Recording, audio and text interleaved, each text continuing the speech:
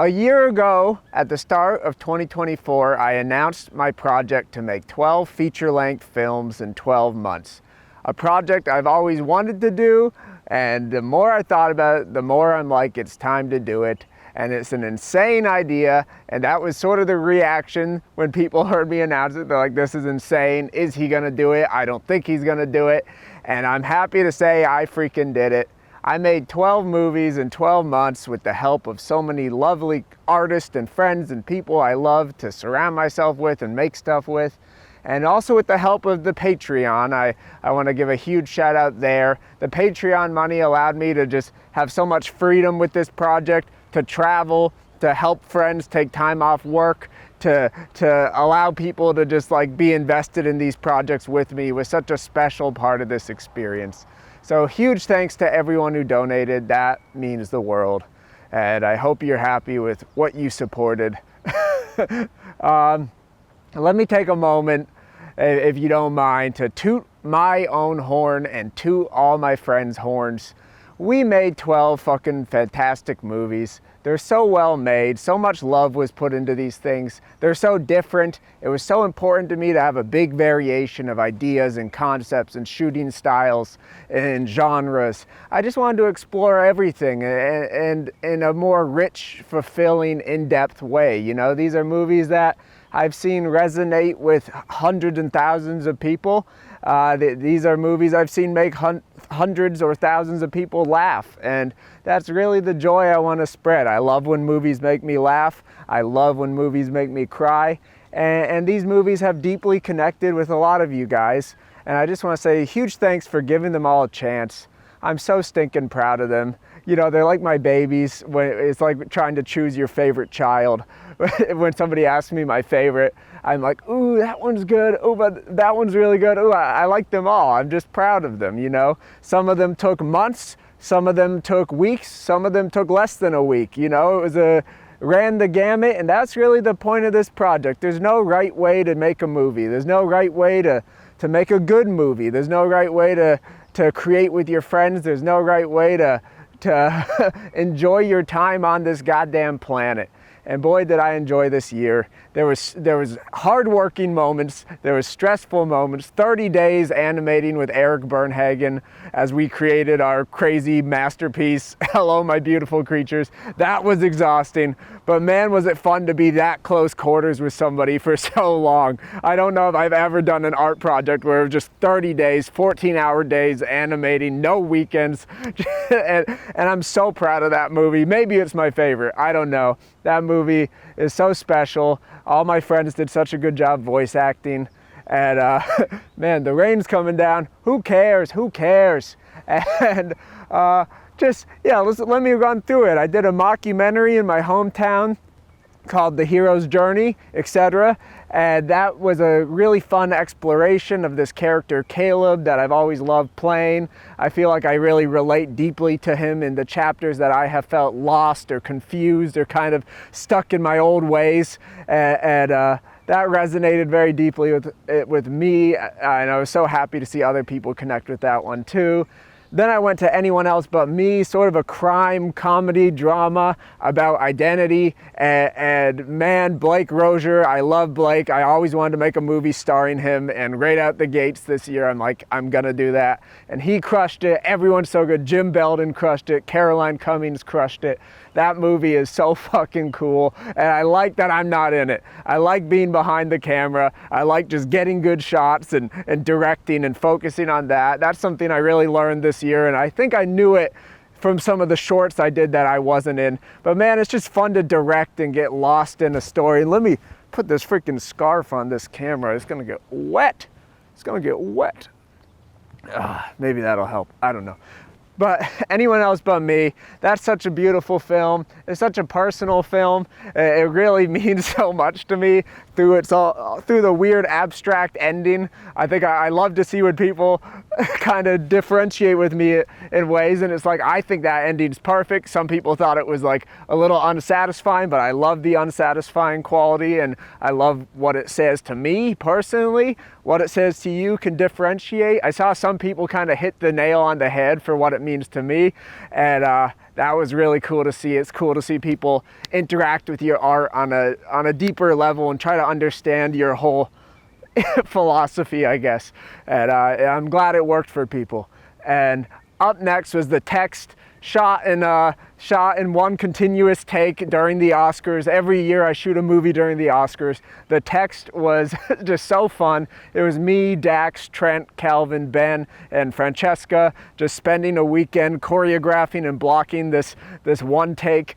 And man, it was fun. It was a fun challenge, and I think we got it on the third take, I said, and it was a lot of fun to just sort of work through something like that. And I'd love to maybe explore that more in the future, a more in-depth one take with some more characters and locations and time put into it.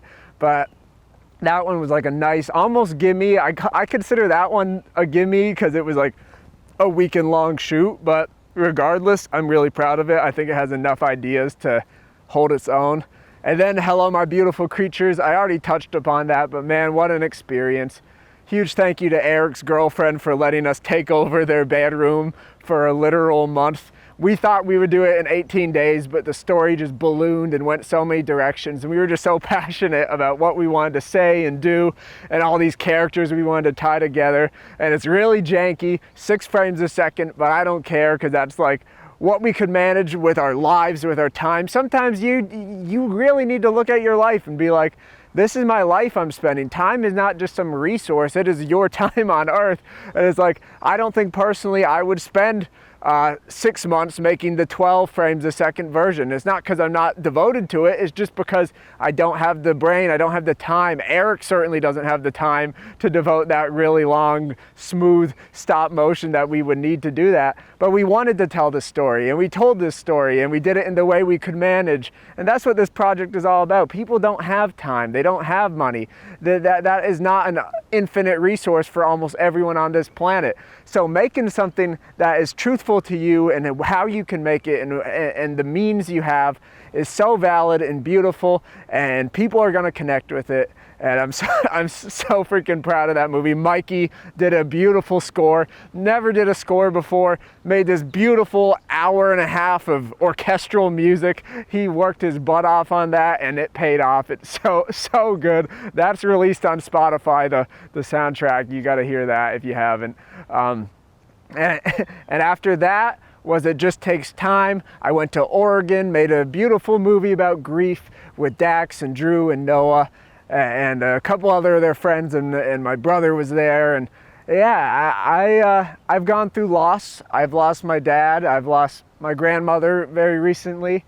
I've lost some people very important to me. I've lost pets. Pets is grief. I've gone through breakups. Grief is hard. And I don't think we as a society always know how to express it. And I think in a couple of the movies this year, I just wanted to tackle how I feel about grief and how we could be there for each other. And sort of, I guess if there's a through line in a lot of my movies, it's sort of assessing masculinity and how we treat each other, and the positive masculinity of just broing out with your dudes versus the toxic sides of, kind of shutting away your feelings and not feeling able to express them. And I think one way or another, I don't go into these movies with like a theme or an idea, but they emerge because I'm just creating what I'm compelled to create, and I have thoughts and feelings on life, and those organically get imbued into the projects. But that movie means a lot to me. I love Noah, I love Drew. They both make music, they both make videos. They're so talented. And of course, Dax is one of my best buds in the world, and he's so good in the movie. And it was just a very special week and a half there where we shot the movie. And then I went right to New York and I made Hiccups. Hiccups might be my favorite. I don't know. I thought Hiccups was the crowd pleaser because it was a rom-com, but I've seen lukewarm. Some people love it, and some people are like, that was pretty good. But I love Hiccups. I love rom-coms. I love just exploring a relationship. I love being funny 1 second and then earning a really dramatic moment, but staying true to the fun of love and the confusion of love and all of that. And my friend Patrick and my friend Hannah starred in it. We spent 2.5 weeks in the weeds shooting it together, and it was so fun. I have such a beautiful community of friends that I built in my time in New York City, and I was so happy to get to make something with them this year. That's really a huge part of this year. There's so many people in my life I love, love, love so much. People who don't really have the money or time to devote themselves to a more creative project. But like this year and the financing through Patreon allowed me to go to these people and bring a movie to them and bring some money and give us the time to just explore ideas and share and create together. And we made beautiful movies. And Hiccups, I just love Hiccups. I love how it's shot. Once again, I love that I'm barely in it. I am in it, spoilers, but I'm barely in it. And I just got to shoot and block, and I loved playing out scenes and long takes, long uninterrupted conversations. It's so fun to block those, and it just looks great. So many people did a great job. My friend Annalisa is so electric on camera. Peter McIndoe, that guy freaking rocks. He's on the roof in the movie. He's so funny. He had us dying. There were so many outtakes. This whole year there were so many outtakes, and unlike my shorts, I didn't really use them. I usually love using my outtakes, but I think in the features it felt like a bit too much. Maybe Diarrhea Brothers, which I'll get to, could have had some outtakes, but even then, it's fun to stay in the reality of the movie. And from Hiccups, what did I release after Hiccups? Was it Diarrhea Brothers? Yeah, I think it was Diarrhea Brothers. Me, Mason Carter, Alex Martins, Trent Linkarski, a dream team. Me, Trent, and Alex run a page called Good Long P, or at least we did. I don't know if it'll ever come back, but it's just us embracing the stupidest, silliest side of our humor. I love the Naked Gun trilogy. I love Top Secret. This isn't really a spoof. It has spoof qualities. It's more like irreverent improv comedy than it is like these like carefully constructed gags and jokes. But with that said, it has the energy of a spoof. Diarrhea Brothers, just take a stupid idea to a logical extreme and have fun and trust that that fun will work for everyone. And we rented out a theater, showed it to a packed house, probably like 70 people were there, and it was non-stop laughs. Everyone's like, that's the most I've laughed at a movie in so long, and that was so flattering and fun to hear. You know, you sit with a comedy for too long, and you're like, is this working? Is this funny? And then to just be in a theater of people dying laughing, literally wall-to-wall laughs. It was so heartwarming and beautiful, and it was great to make a comedy, because my features, I usually tend to veer towards something a little more grounded or serious or emotional, and to just let myself go to the dumbest possible idea was such a nice break. And it took a lot of work. Beyond Hello, My Beautiful Creatures, I think Diarrhea Brothers had the most put into it this year. It was just like a lot of sets and costumes and locations and people and threads and storylines. It's a big movie. There's a lot that happens in the Diarrhea movie. We have little commercials in it, little segues and cutaways or whatever. It's just a really full, fun comedy, and I'm so happy to see so many people enjoyed that. And that takes me to Love Celeste. I made that in Dubai with Dan Lotz and Zaid Aftab, two great filmmakers who make a lot of movies themselves. But it was so cool to leave the country. I knew I wanted to do at least one in a foreign country this year, because why the heck not? That sounds awesome. And Zaid can't come to America, so we're like, okay, we'll come to you then. And I've known these people for a long time online, and it was so great to make something with them. It's a strange, dramatic, whenever I make a drama, it winds up a little funnier than I think, because I think organically I'm just a funny person when I make stuff, so inevitably I'll put some humor in it, and I think levity is important. But to me, this is a pretty straightforward drama. Of all the 12 movies, this one is the most dramatic, and it's the most abstract and strange. And I think stepping away from it, I'm like, this one is gonna be the most divisive. I love it so much. I love Iranian cinema, and this one pulled a lot from Iranian cinema as far as visuals and pacing and stuff like that. But it was also very different, and the story was very abstract and surreal, and that was fun to explore with two people who I haven't spent much time with, just getting lost for 2 weeks, making this strange abstract movie also about grief, but a different sort of grief, sort of like a relationship grief, and just like being able to move on and let that love live inside you. And that was very emotional, very personal. Dan Lotz has an amazing monologue at the end. Zayd is a great comedic relief. He's so funny on camera. He's great. It was just so fun to make that one. Jump ahead, the 9th movie. We got a cabin for a weekend, shot this crazy meta movie. It's just the most meta, insane thing we could have made. And we were all firing on all cylinders. Everyone in the 9th movie is so fucking funny. Lars should be a superstar. If you watch that movie and you see Lars, you're like, damn, this guy should be a fucking a household name. He's so fucking funny. Ben Ball, Tiana Dewick, the list goes on, Matt Shaver, Ryan Leader, just so many great people in that movie, just being their absolute funniest and cracking me up behind the camera, and just a great meta joke on the whole project that really wound up just being such a fun weekend. And man, that screening was hilarious too. Everyone was dying laughing. I think it rightfully so. It's such a funny movie. And up next was a little film about friendship. Me and Trent went away for a weekend. We're like, inevitably there's got to be a Joel and Trent movie this year. Trent was the person that was like closest to me and stuck by my side through the start of this channel's success, or my main channel's success. And he was there in all the biggest animations, biggest videos.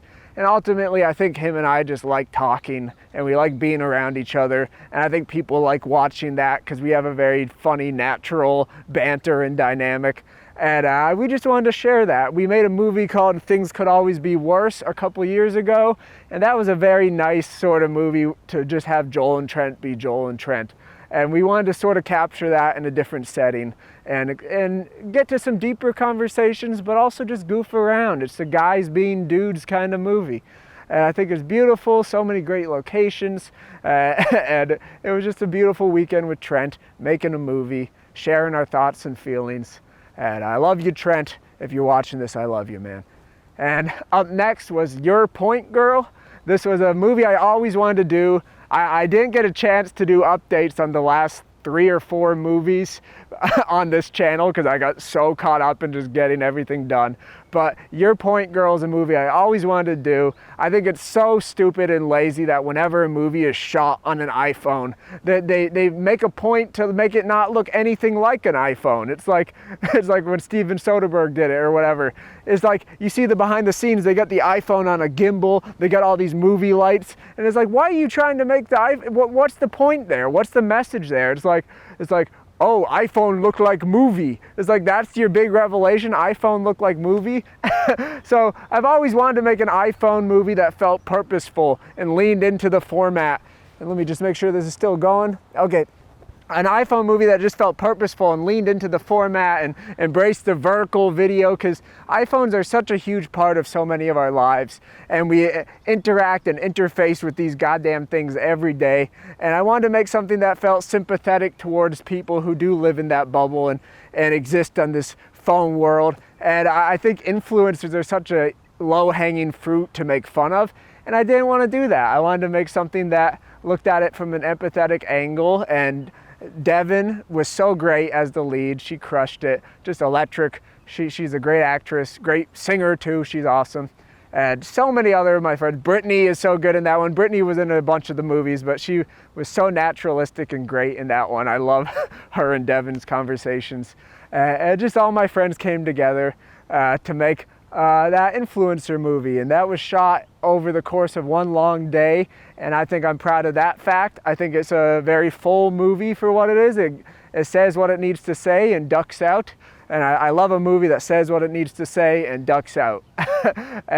Sometimes I like long ones like Hello My Beautiful Creatures that says more than it needs to say. It says 1,000 things and it stays for a long time. I think both are valid. And last but not least is Coming Home, where I currently am. I'm in Nova Scotia visiting my mom.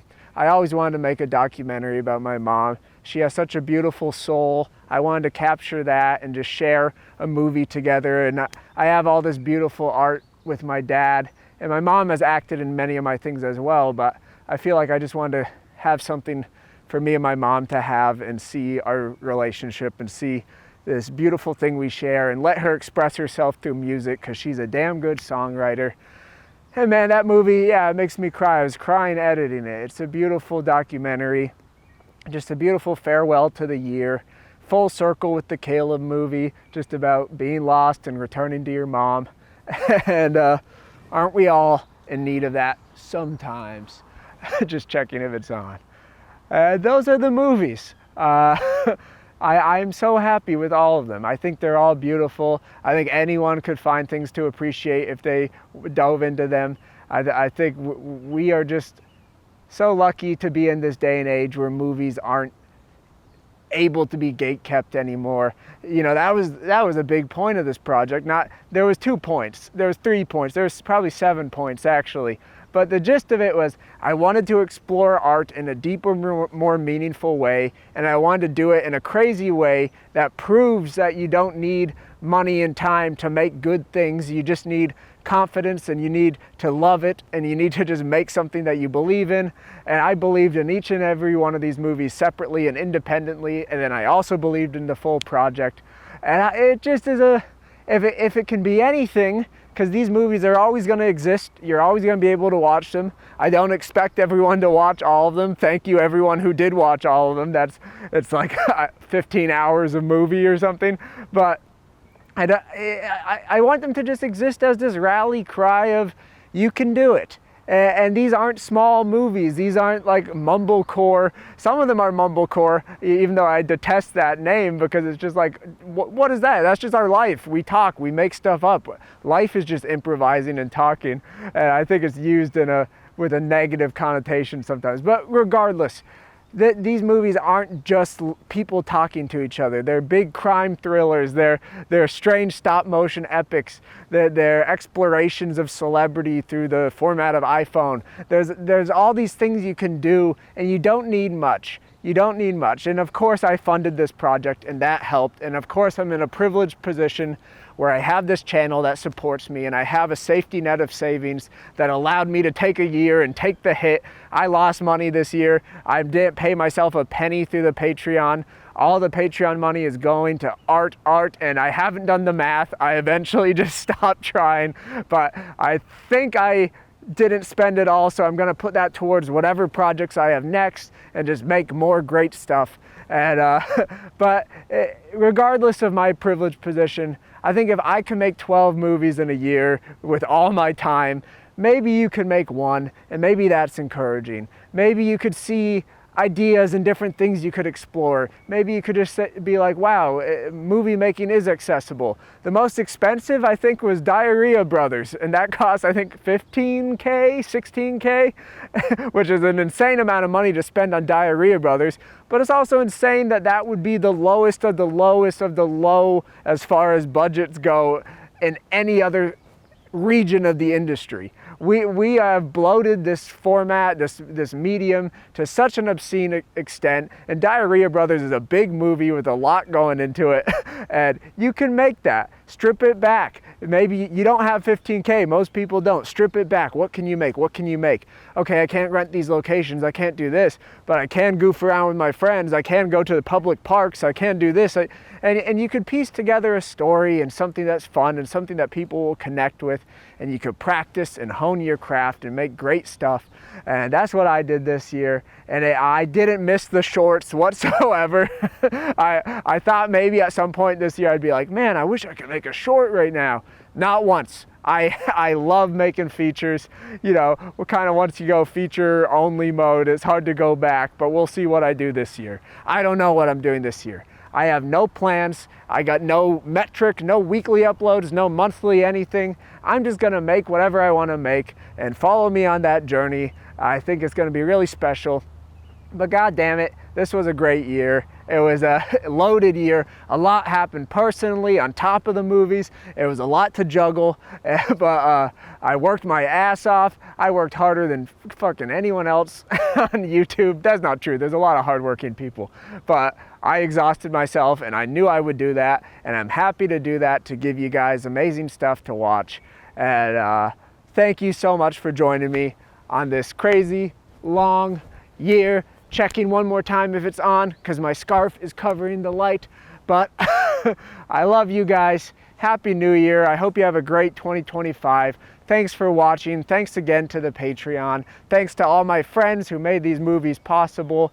It was a gift. This year will forever be a huge gift that I was able to do. I felt so lucky the whole year, bouncing around, going everywhere, creating with these people I love. It was a gift. Thank you for that gift, and thank you for enjoying the fruits of my labor. It really means the world to see people loving these movies, because they're great and you guys are great.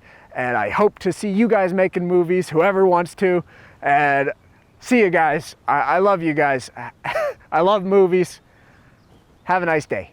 Bye-bye. Bye-bye.